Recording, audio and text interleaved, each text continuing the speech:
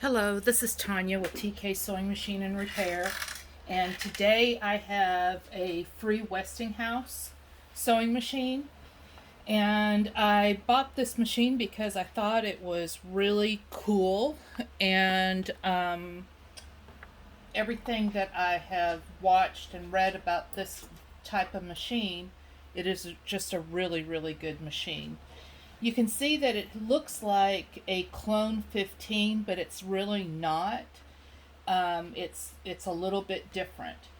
Um, One, it has rotary style feet, and I will be including a box of feet, including, I believe there's a zipper foot, there's a ruffler, and there's all kinds of different binding feet in there. But look at how pretty this machine is. Turned out really, really good. The motor runs on a rubber tire. The motor's been checked out and oiled and serviced. All the wiring that was existing is still good, so I left all the wiring intact and cleaned the machine and just got it ready for its next owner. Winding a bobbin is really simple. You just run your thread through this little hook, through this tension into the bobbin, and then just lift it up. And then you disengage the clutch and run the machine, and it runs the bobbin. We can run the bobbin winder right now. And it'll wind your bobbin, and then when you're done winding the bobbin, you just tighten this clutch back up. One of the things that I have learned is that a 301 or featherweight bobbin will work in this machine.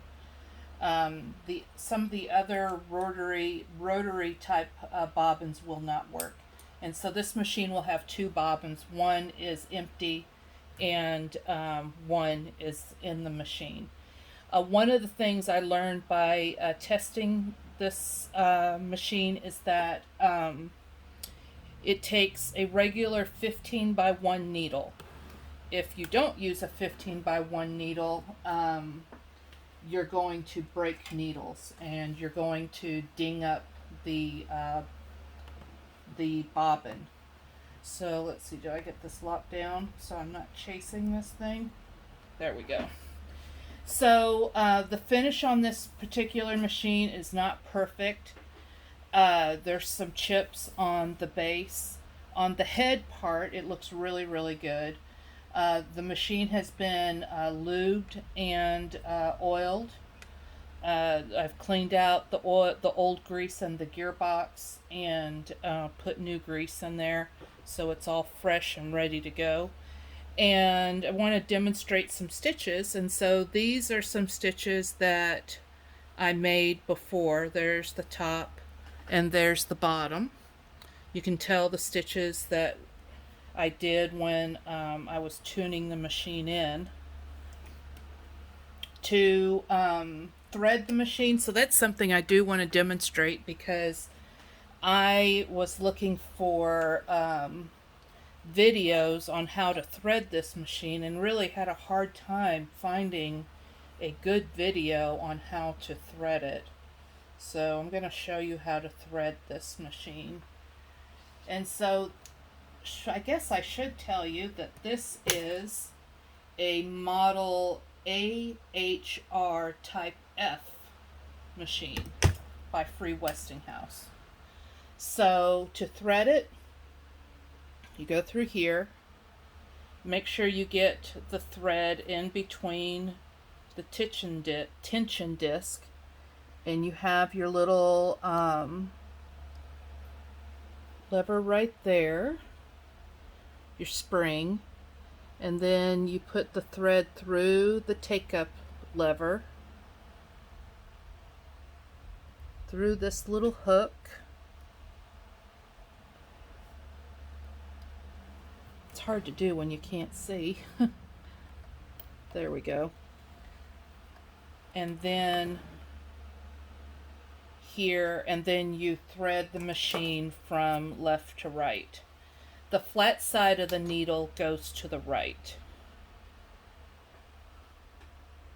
See if I can get this threaded without looking at the hole. I think I got it. Yes. So to thread the bobbin, there's a little lever that holds the bobbin holder, the bobbin case in here. You swing it to the side with one finger and pull the bobbin case out. And here's the bobbin. It's got green thread. So put the bobbin in, slide it through this slot, go around to the other side. There's a little piece of thread in there. Go around to that side, there's another slot, and then pop it up through there. And the tension on a bobbin is perfect when it holds the thread and then gives a little when you shake it up and down.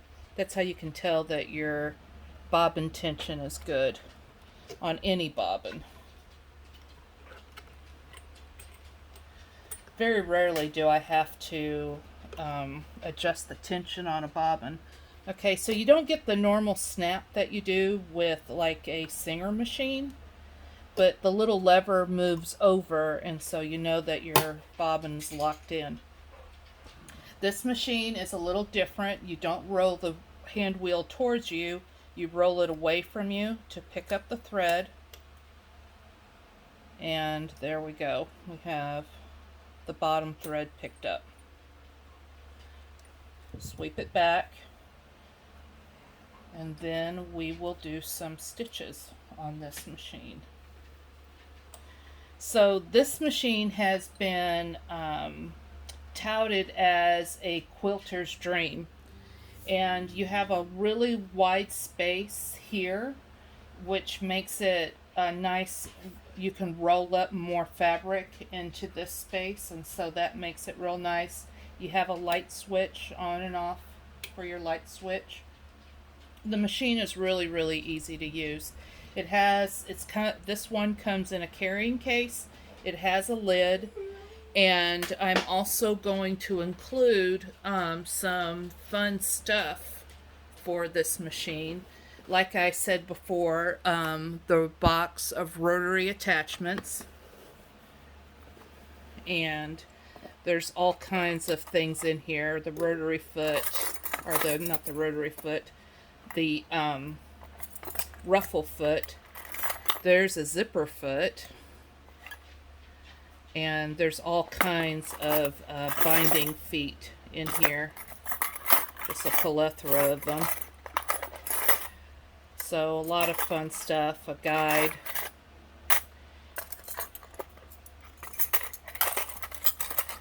And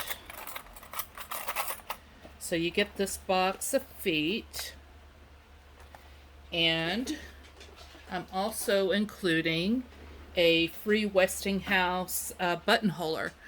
You can't barely see, it says free Westinghouse. That's my dog. What's the matter, Charlie? And here is the buttonholer. It comes with 5 discs. 1 disc is installed. You have the feed dog cover plate. The screw is also in here.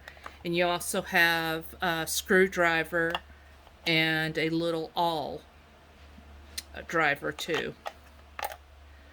And you also get the instruction manual on how to use the buttonholer, which is amazing to get something like this with something that is so old.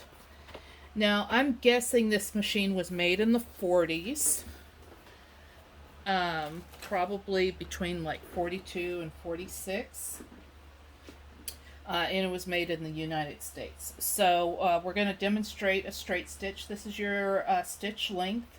Right now it's at its longest stitch. right here, so we're gonna go, if I can find the foot pedal with my foot. Sometimes I gotta take my shoe off. Here we go.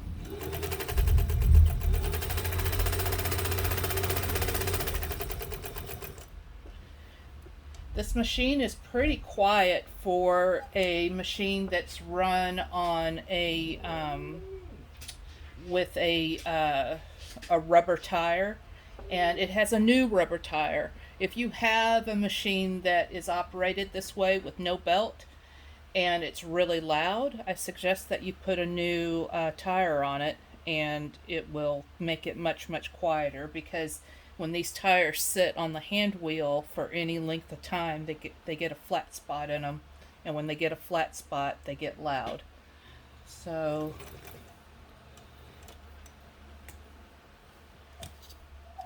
and we'll shorten the stitch up a little bit.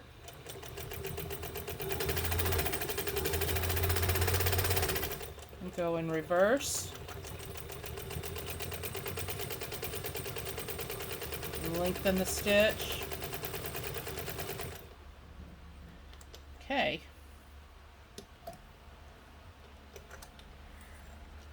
So wonderful stitches. It was really easy to tune in the tension on this machine. It tuned in very easily, and the when you have it set, you can see exactly where it's set at, because your indicator's right here and your little numbers are right there. So great stitches. So we're going to try this machine on some leather. And this is a piece of cowhide. It's not garment leather, just a piece of cowhide. So it's a little bit thicker and not as supple as garment leather is.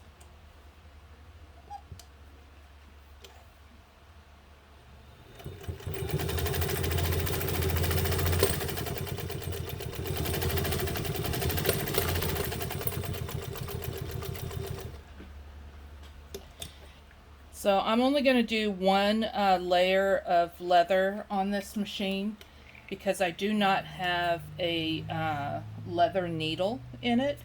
But if you were going to sew garment leather, I wouldn't recommend trying to repair saddles or boots or anything with this machine. But I would get a leather needle to do the job with. And there's the bottom stitch. This row here I did, and it turned out I didn't have the machine threaded correctly.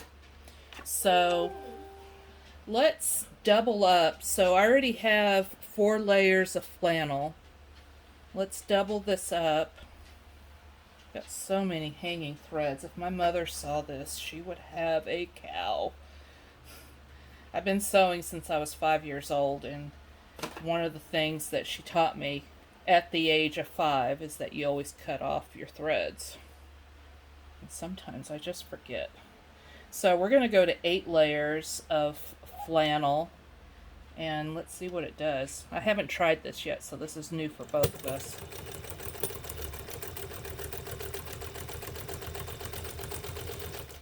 Sews it like a beast.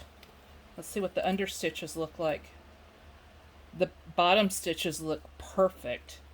So this machine can handle thickness, so you can see how thick this is, and it just breezes right through it. So if this lovely free Westinghouse machine ends up in your home, I hope you enjoy it.